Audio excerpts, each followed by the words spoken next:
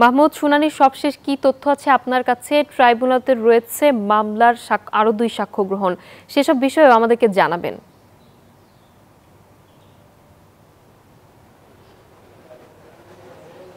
জি, ধন্যবাদ জানাচ্ছি আপনাকে। আজকে আপিল বিভাগে খুবই গুরুত্বপূর্ণ একটি মামলার শুনানি এই মুহূর্তে চলছে। তত্ত্বাবধায়ক ব্যবস্থা প্রবর্তন হবে কি হবে না সেই বিষয়টি নিয়ে আপিল বিভাগের 7 সদস্যের পূর্ণাঙ্গ বেঞ্চে আজকে শুনানি অনুষ্ঠিত হচ্ছে। আপনারা জানেন যে এই তত্ত্বাবধায়ক ব্যবস্থাটি ছিল দেশের নির্বাচনী ব্যবস্থায় খুবই গুরুত্বপূর্ণ এবং কার্যকর একটি ব্যবস্থা, কিন্তু বিগত ফ্যাসিস্ট সরকার যাতে বিনা ভোটে দীর্ঘমেয়াদী সময় ক্ষমতায় থাকতে পারে সে কারণে সর্বোচ্চ আদালতকে ব্যবহার করে এই ব্যবস্থাটি তারা বাতিল করেছিল।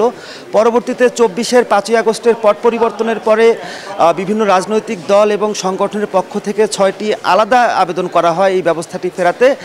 সেই বিষয়টি নিয়েই আজকে শুনানি অনুষ্ঠিত হচ্ছে। এই মুহূর্তে একজন সিনিয়র আইনজীবী তিনি বক্তব্য রাখছেন, তারপরে রাষ্ট্রের সর্বোচ্চ আইন কর্মকর্তা অ্যাটর্নি জেনারেল তিনি এই তত্ত্বাবধায়ক ব্যবস্থা ফেরা না ফেরানোর বিষয়টি নিয়ে আদালতে আইনি বিষয়গুলো নিয়ে ব্যাখ্যা দেবেন।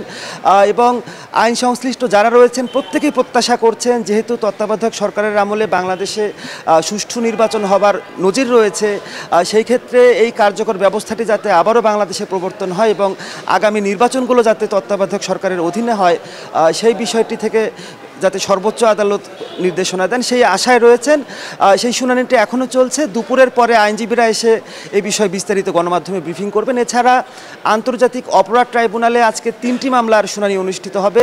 শেখ হাসিনা সহ 3 আসামির পক্ষে আজকে রাষ্ট্রনিযুক্ত স্টেট ডিফেন্স যিনি রয়েছেন তিনি কিন্তু দুপুরের পরে তার বক্তব্য উপস্থাপন করবেন। এছাড়াও চাংখারপুল এবং আশুলিয়ায় যে হত্যাযজ্ঞ ঘটেছিল 2টি পৃথক মামলার সাক্ষ্য গ্রহণ অনুষ্ঠিত হবে ট্রাইব্যুনাল 2-এ।